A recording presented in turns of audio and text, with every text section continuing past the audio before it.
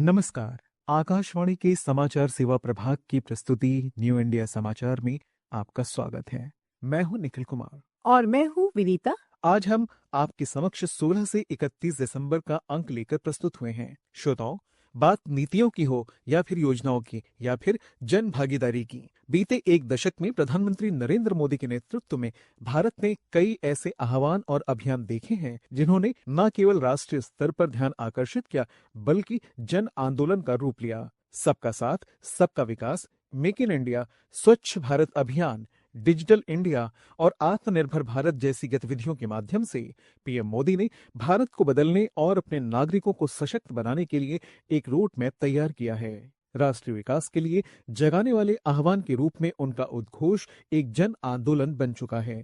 ये सभी आह्वान भारत के नागरिकों को न केवल एकजुट करने के लिए बल्कि पॉजिटिव ग्लोबल इम्पैक्ट पैदा करने के लिए प्रधानमंत्री नरेंद्र मोदी की प्रेरणा के प्रभाव को उजागर करते हैं।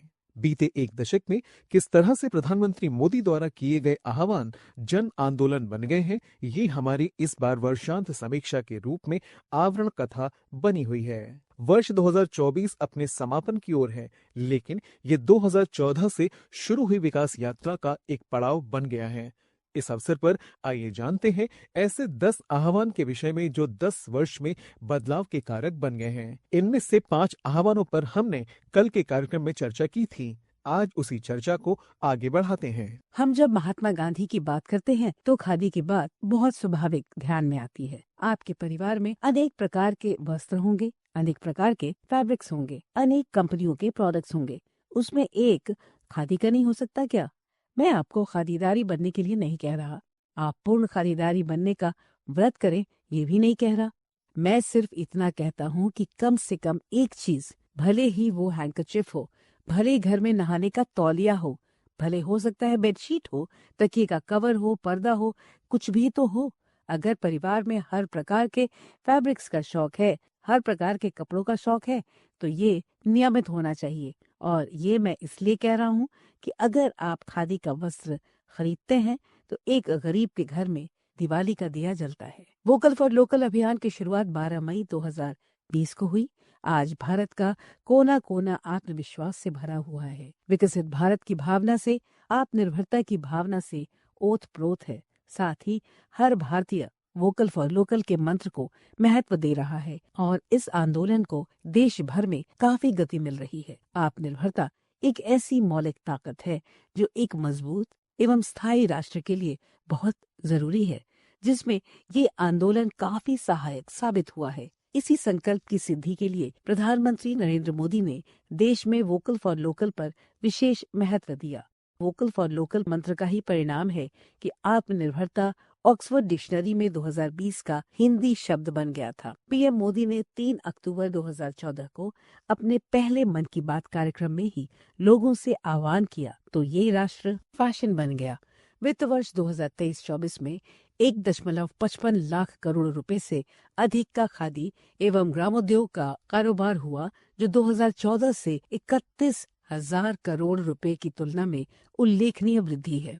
भारत को आत्मनिर्भरता का मंत्र देते हुए प्रधानमंत्री नरेंद्र मोदी कहते हैं, हम पिछली शताब्दी से ही लगातार सुनते आए हैं कि 21वीं सदी हिंदुस्तान की है। हमें कोरोना से पहले की दुनिया को, वैश्विक व्यवस्थाओं को विस्तार से देखने समझने का मौका मिला है। कोरोना संकट के बाद भी दुनिया में जो स्थितियां बन रही हैं, उसे भी हम निरंतर देख रहे हैं। जब हम दोनों कालखंडों को भारत के नजरिए से देखते हैं तो लगता है कि 21वीं सदी भारत की हो, ये हमारा सपना ही नहीं, ये हम सभी की जिम्मेदारी भी है। लेकिन इसका मार्ग क्या हो?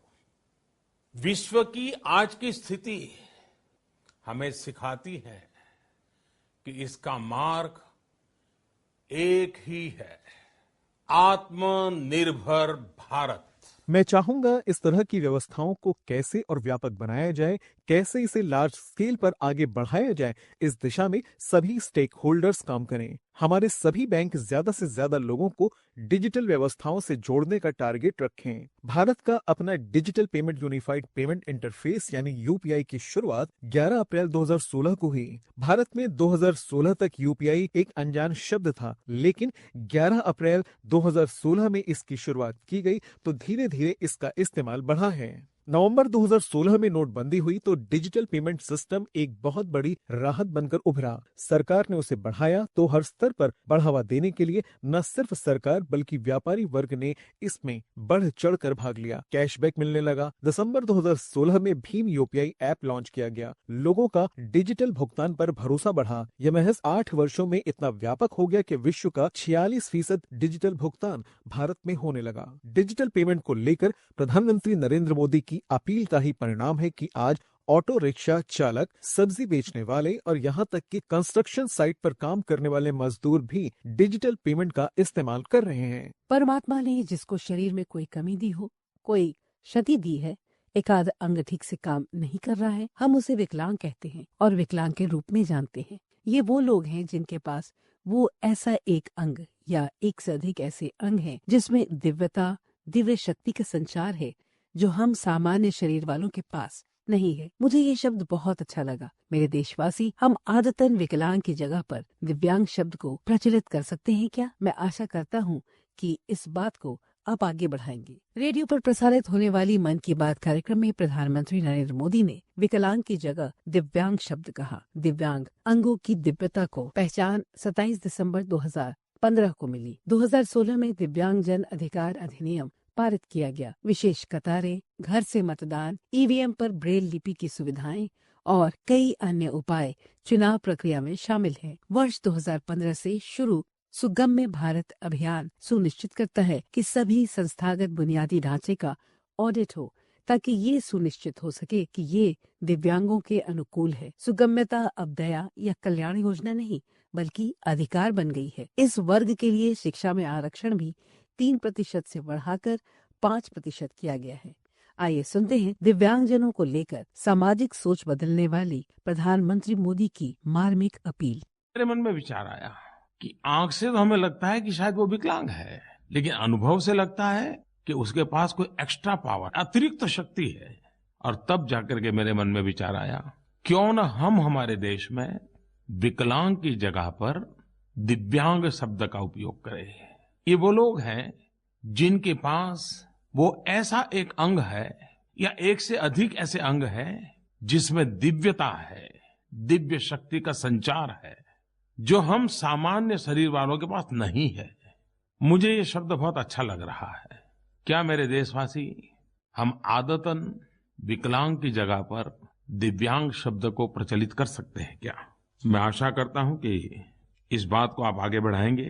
मिलेट्स अभियान की शुरुआत साल 2023 में हुई। मिलेट्स के महत्व को स्वीकार करते हुए इसकी घरेलू और वैश्विक मांग उत्पन्न एवं पौष्टिक भोजन उपलब्ध कराने के लिए भारत सरकार के अनुरोध पर संयुक्त राष्ट्र ने वर्ष 2023 को अंतर्राष्ट्रीय मिलेट वर्ष घोषित किया। मिलेट्स यानी श्री अन्न प्रोटीन का एक अच्छा स्रोत, ग्लूटेन मुक्त, कम glycaemic index GI, dietary fibre, calcium, iron, phosphorus आदि सहित सूक्ष्म पोषक तत्वों और फाइटोकेमिकल्स से भरपूर होते हैं। ये समग्र पौष्टिक आहार का काम करते हैं, जिसके लिए प्रधानमंत्री नरेंद्र मोदी ने पहल की। इसके लिए प्रधानमंत्री ने आह्वान किया था कि मिलेट्स की ग्लोबल ब्रांडिंग को देखते हुए भारत में मिलेट्स को अब श्री अन्न की पहचान दी गई है। हमारे यहाँ किसी के आगे श्री ऐसे ही नहीं जुड़ता है। जहाँ श्री होती है वहाँ समृद्धि भी होती है, समग्रता भी होती है।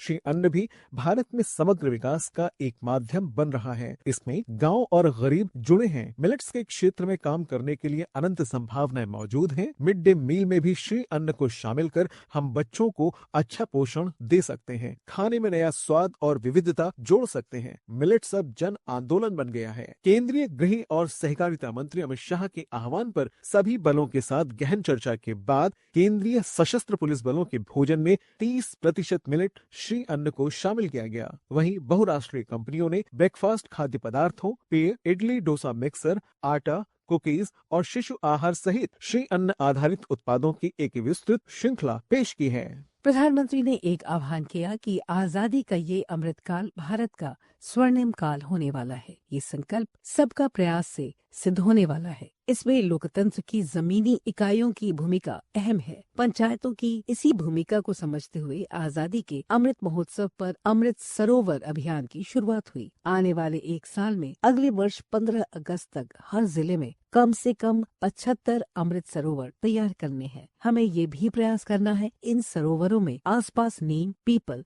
बरगद आदि के पौधे उस इलाके के शहीदों के नाम पर लगाएं। देश के ग्रामीण क्षेत्रों में जल संकट को दूर करने के लिए प्रधानमंत्री नरेंद्र मोदी ने 24 अप्रैल 2022 को मिशन अमृत सरोवर की शुरुआत की। इसका लक्ष्य स्वतंत्रता के 75वें वर्ष के दौरान प्रत्येक जिले में 75 अमृत सरोवर का निर्माण करना था। शुरुआती 6 महीने के भीतर 25,000 से अधिक अमृत सरोवर बना दिए गए। इस योजना का उद्देश्य जल स्तर को सुधारना और बारिश के पानी को इकट्ठा कर जल स्तर को बनाए रखना है। ये जल संरक्षण की दिशा में महत्वपूर्ण कदम है। सरकार ने 15 अगस्त 2023 तक पूरे देश में 50,000 अमृत सरोवर बनाने का लक्ष्य रखा था। ये पीएम मोदी का आह्वान का ही नतीजा है कि निर्धारित समय सीमा से पूर्व मई 2023 में ही 50,000 सरोवर बनाने का काम पूरा हो गया। साथ ही केंद्र सरकार ने कैच द रेन अभियान चलाया और इसकी सफलता भी एक बड़ी मिसाल बन गई है। पानी की एक एक बूंद बचाने के लिए परिवार हो,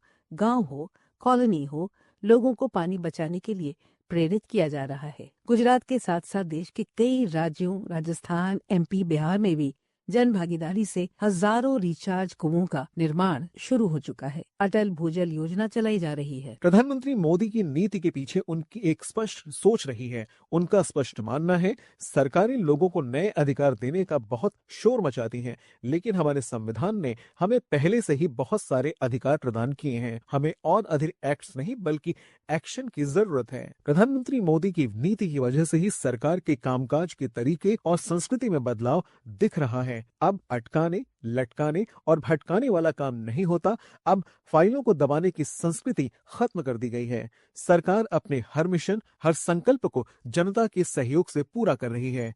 अब देश के सामने एक ऐसी सरकार है जो जन मन को जोड़ने के लिए काम कर रही है।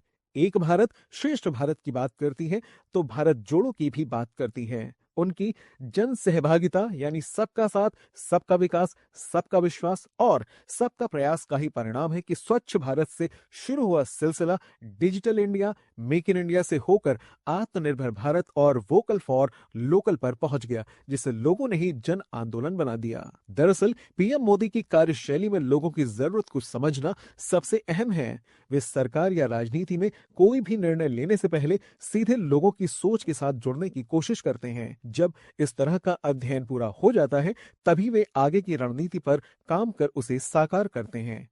अगर हाल के कुछ उदाहरणों को देखें तो कोरोना काल में उन्होंने आत्मनिर्भरता की ऐसी मुहिम छेड़ी जो लोगों के दिलो दिमाग पर छा गई, क्योंकि लोग लॉकडाउन की वजह से घरों में बंद थे और ऐसे समय में हर व्यक्ति अपने सीमित संसाधनों में जिंदगी को कैसे आगे बढ़ा सकता है, इसी को ध्यान में रखते हुए कोरोना के खिलाफ जंग लड़ रहा था। निश्चित रूप से प्रधानमंत्री नरेंद्र मोदी की अपीलों ने न केवल सरकार की योजनाओं को सफल बनाने की मदद की है, बल्कि उन्हें व्यापक जन समर्थन भी मिला है। ये आह्वान अब सिर्फ सरकारी योजनाओं तक सीमित नहीं है, बल्कि समाज के हर वर्ग में एक जन आंदोलन बन चुकी है। इन अभियानों ने भारतीय समाज में जागरूकता बढ़ाई है और विभिन्न क्षेत्रों में सकारात्मक बदलाव लाए हैं। इन आंदोलनों के जरिए भारत एक नई दिशा में बढ़ रहा है, जहाँ हर नागरिक का योगदान महत्वपूर्ण है। श्रोताओं, समय की बाध्यता को ध्यान में रखते हुए आज बस इतना ही।